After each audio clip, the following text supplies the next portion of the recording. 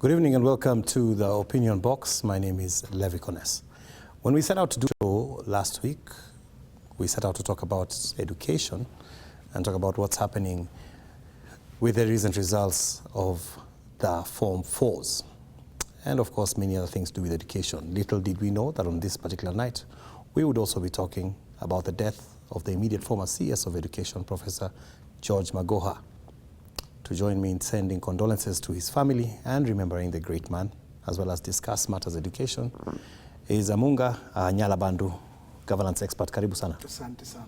Glad to have you here. Thank you very much. We start on a somber note today. Professor Magoha, as his friend has described him, he was second to none in everything he did, whether he lectures, whether he's a minister, whether he's a university don, whether he's the vice chancellor, whether he is a minister for education, whatever he put his hands on, he did it well. Nobody could do better than he did it. Yeah, it's very shocking, eh? That Very he has gone so fast after. Yeah. Immediately, just after he's just been trending that he's joining Maseno University to become to the medical school at Maseno University, and people are looking forward again to continue hearing from him because his input in the education sector, especially at the university level, in the examination sector, Magoha has done his best. Magoha is what you will say in the Bible, faithful servant, enter ye the house and rest. He has served, he's a faithful servant to whoever he has served. Whether he served William Ruto for the 1 week before, 2-3 weeks before the new cabinet was formed, he served again, properly, diligently. Whether he served the former president, Uhuru Kenyatta, as a minister for education, he served. When he served as the Minister of Education in the examination department, NEC, what many people may not know, it was not Magoha, it was not just Matiang'i. The person behind stopping exam leakages in this country, Asano Magoha. Rest in peace. Very sad, very sad.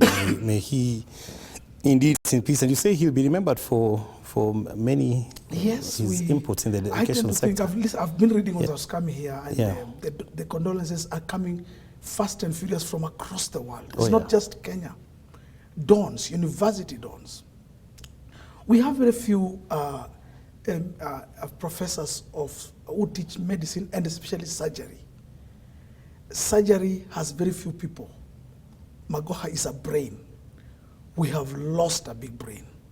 And for people who do medicine, in medicine, there are a source, there are a fountain of knowledge that just keeps coming out. Because the experience speaks more than everything else.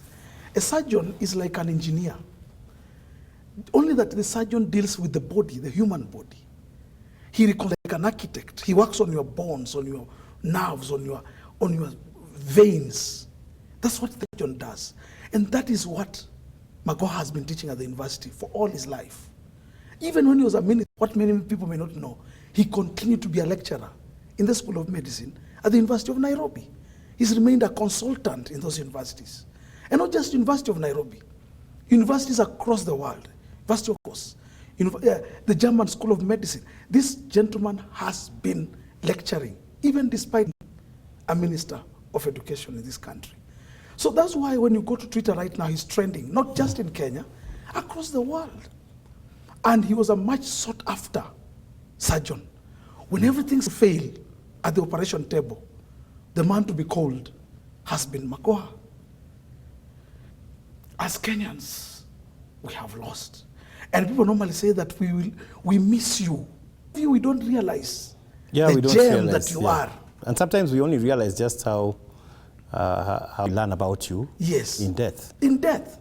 We saw the other day, you are one of your colleagues, Catherine Kasavuli, after she dies.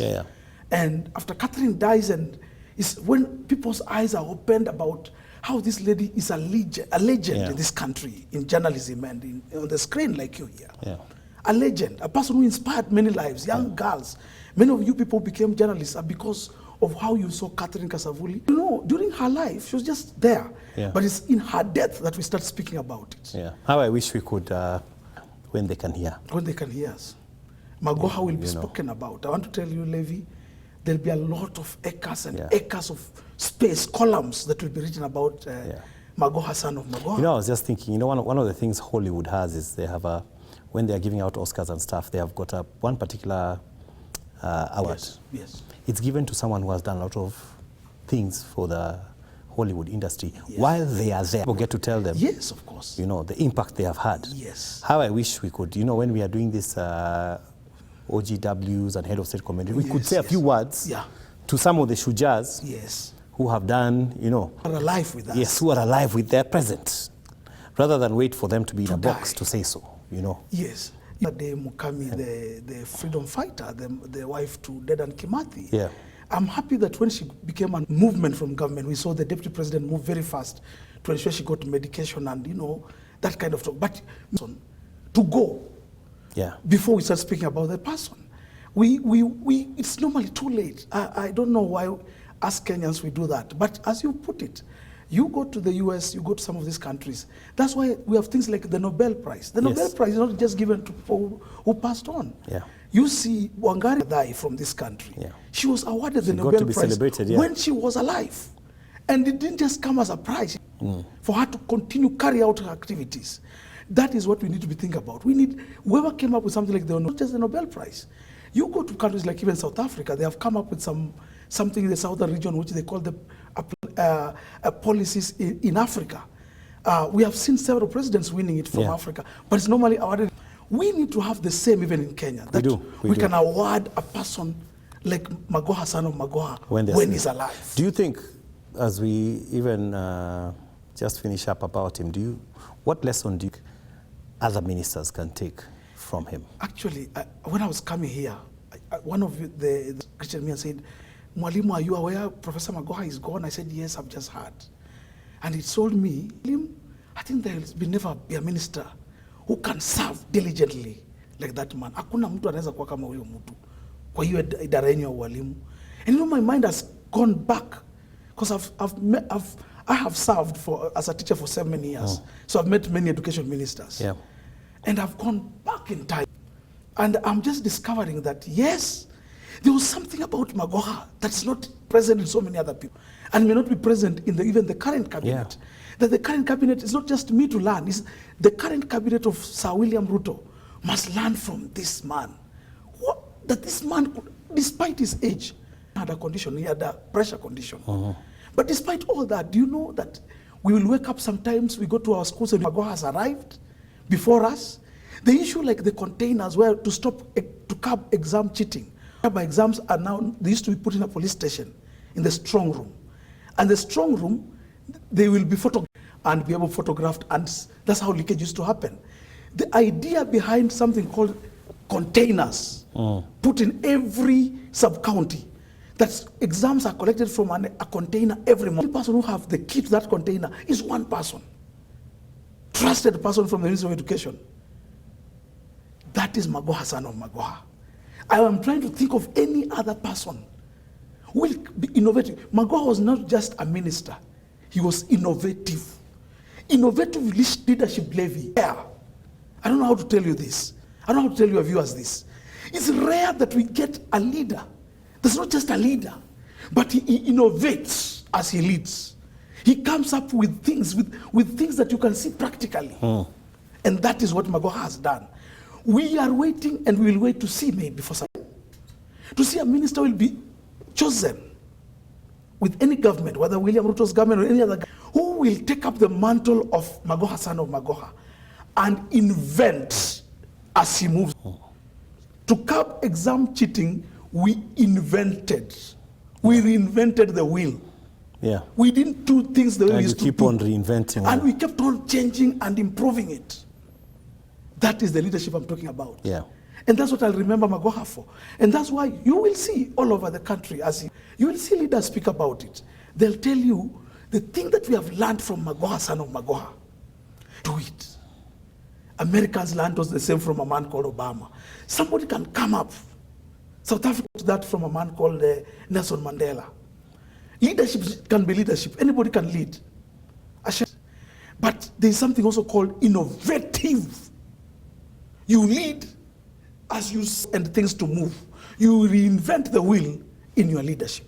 There's a difference between managing and leadership. Many of the ministers we will talk about and you are telling me about and we'll read out are managers. They are told you'll be a minister for finance. So you sit, this is your desk, this is your this is your typewriter, this is your laptop. Now do things, manage for us this place. So you just manage. Anybody can be a manager. I can't be a manager myself. But to be a leader is not only. To be a leader means you are able to reinvent. To reinvent the wheel. He even tried to dance. That was quite something. I remember him. He gave his, may God rest in peace. May God rest his soul. The question that leaves us with, though, and this evening, and it leads to what we had intended to talk about, where has he left the educational sector? Yes. Where are we? You know, right now we've just an exam period. There are those who say that, you know, there are those regions well, there are those that didn't do very well, there are the traditional giants that were upset. Yeah. There are the many, many, many students who got A's. And for those of you who worked hard so much for your A's, congratulations, you know, big time. But there are lingering questions as to, you know, whether we have any underhand dealings or not. And, you know, it's funny that this has come right at the end, because I think no one has brought these questions up before, and unless we go back to 2016. We go back to Kaimeni, the time Kaimeni was the minister. 2016 to now. We haven't had one exam where guys are like, No, this time, and you see. Here we are again. Where are we, boy? Where there is smoke, where there is it smoke or is it fire? Where there is smoke, wanasema, mahali kuna there must be something. Lisemwalo lipo. You know, the Swahili says something like that. I followed up a lot about the exam that was done, 2022 case. And you are a professional? Yes, I'm part of the system. I get a lot of information. Yeah. I'm one of the most read writers. If I've never told you, let me tell you today. One of the most read writers in the blog sphere on the education matters in Kenya is AMUNGA AKHANYALABANDU. If you don't know today, know it. I know that. You are seated with him today. Yes. So nothing happens almost in the education sector before I know, because I have teachers on the ground will tell me. I have exams, like when we had a problem at St. Francis Girls Mangu, where CRE examiners, their living conditions were bad and the pay was bad. I had the information 3 days earlier that things were wrong, and I texted the Minister of Education at Jogo House. Are you people aware that things are not good in St. Francis Mangu? The teachers are not marking there. They want to down their tools. I texted my friends at TSC. So what I want to say is this.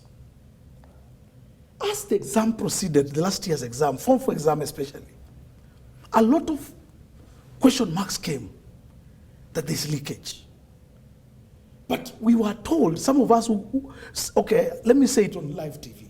I wanted to write something about it. Then somebody called me from Mutiani House and said, you know, exams is a very sensitive issue. We hear you have some information you want to write about. Wachana na hiyo. Na ujue hii ni maisha ya watoto. Kuna vitu ukiongea namna hiyo italeta shida mingi. Watoto wataanza kusema mtihani imefanya nini? Imeleak. So I post. But after the exams and whatever Kenyans have been talking about, I sent the same thing that I wanted to write to the person who called me, and I said, people talked about these things. Well, let me tell you, Levi, in the exam, we as teachers, there's something called a curve. Yeah, tell us about that curve. We've been hearing about it the whole week. E-curve, hata kuna wazazi wanajiuliza, what is that curve? This exam curve or academic curve, there's a normal curve. A normal curve shows that in any ordinary exam, as a teacher, there has to be some people who will not pass. Not because they are stupid or what. There are many reasons that can make people to get not an A, for example. Understanding differences. Yeah, there are many issues. Like, even for example, we had teenage pregnancies. Some of our girls did exams when they were in the maternity ward. You don't expect the girl who is going through labor to be like the guy who has just walked into an exam room and is fresh and everything. True. So there are conditions that happen during an exam condition, okay? So during an exam, we expect the normal curve. The normal curve just shows the middle, the average is normally higher. That's why the curve goes like this. Hapa juu ni wale watu average. Most people are average. We have been teachers for long. We are taught. We know. The IQs differ. But many of us, God created us almost the same. It's not possible that you can have in a room all people being A material or all people being D material. No, it's not possible. And especially the part of A part. Because the curve must show that it declines on the side of the top side where people are passing, and also declines on the part where people are failed. But so if it was a question of a lot of B pluses and Bs. Yes, C plus especially. When you reach C plus, it would make sense. Yeah, we need to see the C plus somewhere here. But when we saw, like for example, many of the schools that passed very well, and the ones that people were questioning, and I will name them because sometimes we may want to victimize. They are saying children. we are targeting regions. Yeah, let's not target anybody. But now what happened is, the curve was like this. In fact, it was not even like this. It was just there. It just suddenly appeared from nowhere and ended up in the clouds and remained there. So when you have got 70 children getting A. I saw one 346. 346 getting A. Then you have another, now A minus is even less, maybe now it's 50 or something less than that. Then there is no C plus, there's no B. There's no B minus. It stops at B plus. And the B plus are very few. Then the curve becomes not normal. We call it an irregular curve. We look for irregularities. That's why we get something called exam irregularities. But Amunga, there are people wrong. who would say right now, Amunga, mnaomba watoto wapite. Sasa wakipita, mnaanza kuleta maneno. Watoto lazima tunataka wapite. Hamtaki wapite. I've been a teacher, my brother, for long. But when we teach, not all our students get what we are saying at the same time. Students get at different levels. We don't expect all our children to be at the same level. So it's chuki ati utaki watoto wapite. Sio chuki. My children in my class, I know my children who are A material, I know they're around 4, 5 in a class of 20, 30, 40 students. I know this one will get an A. I can tell you I have 4 girls or 4 boys will get an A. Then I'll tell you I've got around 20 whom I know will get a B minus or C plus, around there, the average. That's a normal teacher speaking. There is no teacher you'll meet in this world who will tell you, I have a class where all my students will get A. Akuna. Do you know what A means, my brother? Especially for high school. An A in mathematics means that you're conversant with every subject. That you are to the grade of A. In fact, you are better than your teachers. Because do you know how we mark exams? We use a marking scheme. Because some of those things that are set in those exams are very, me as a teacher, I need a marking scheme to mark your paper. Because for you to get that concept that you have written, I sometimes have to refer to my manuscript, which I call a marking scheme, to mark for you to give you a correct one. Yeah. But now you are supplying me with a marking scheme. So the problem is when you have got 100, 300 children giving me as mwalimu the marking scheme of that exam. Yeah, that's a real problem. I want to take a break because when I come back, I want to ask you, there are some who are saying we do an audit. The others who are saying, that university should have an entry exam. Though isivu watu kidogo tuone. Yeah? There are some who are saying we should remark that they would like to see the process. Because there are all these other stories moving on WhatsApp, you know, that, sijui, some answers looked the same, blah, blah, blah, blah, blah. I want to ask you whether you think the ministry should take into consideration those things. And the minister has said, hakuna shida. There was no regularity. How are we going to go on?